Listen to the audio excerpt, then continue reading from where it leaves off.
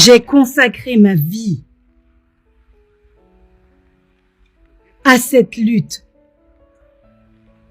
pour le peuple africain. J'ai lutté contre la domination blanche et j'ai lutté contre la domination noire. Je chéris la vision d'une société démocratique et d'une société libre dans laquelle tous les êtres humains vivront ensemble en harmonie et avec des chances égales.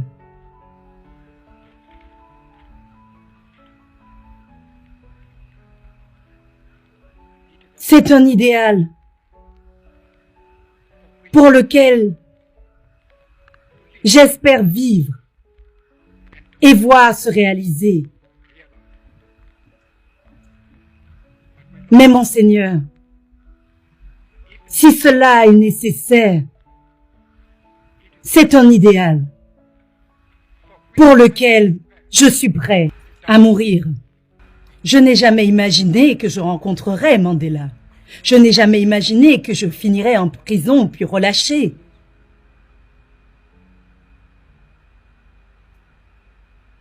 Je pense que la foi détermine votre parcours.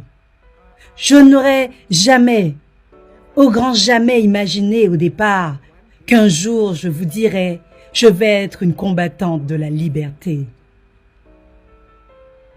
Non, je suis née dans un contexte environnemental qui a déterminé qui j'allais devenir.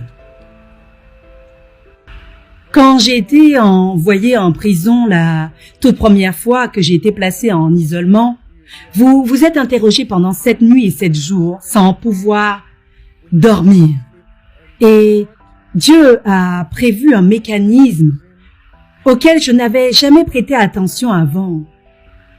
J'avais atteint un point où, je pense le seuil où mon corps ne pouvait plus encaisser aucune douleur et je m'évanouissais. C'était les plus beaux moments où mon corps se reposait. Et quand il me jetait ensuite un seau d'eau pour me réveiller, peu importe que je sois trempée, je me relevais et j'étais tellement requinquée et je recommençais à me battre encore et encore et encore.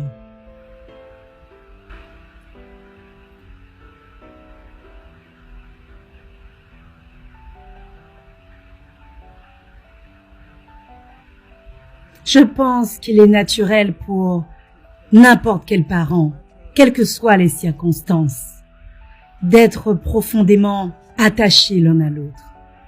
Et il y avait un lien que rien ne pouvait rompre entre nous. Nous n'avions pas nécessairement besoin d'être ensemble ou de vivre ensemble. Je n'ai jamais vécu vraiment avec lui au départ. Nous n'avons jamais connu cette situation basique dans notre famille. Donc, rétrospectivement, c'était très douloureux. J'étais la femme mariée la plus célibataire. Quand j'ai eu 75 ans, j'ai été informée par la sécurité à mon portail qu'il y avait une jeune fille qui avait entre 4 et 5 ans qui voulait me voir. J'ai dit, laissez-la rentrer. Ils m'ont dit, mais monsieur le président, elle est très impertinente. J'ai rétorqué, c'est pour ça, faites-la rentrer. Effectivement, c'était un sacré bout de femme. J'étais dans mon salon, elle n'a pas frappé, elle ne m'a pas salué. La première chose qu'elle a demandé, c'était « Quel âge avez-vous »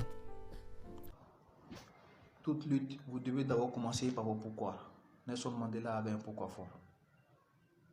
Le pourquoi fort, c'est le sens qui vous guidera à la réalisation de votre conviction. Donc Nelson Mandela avait un pourquoi fort. Comment reconnaître son pourquoi? C'est de regarder dans son passé. Regardez la famille. Regardez la vie que tu vis aujourd'hui.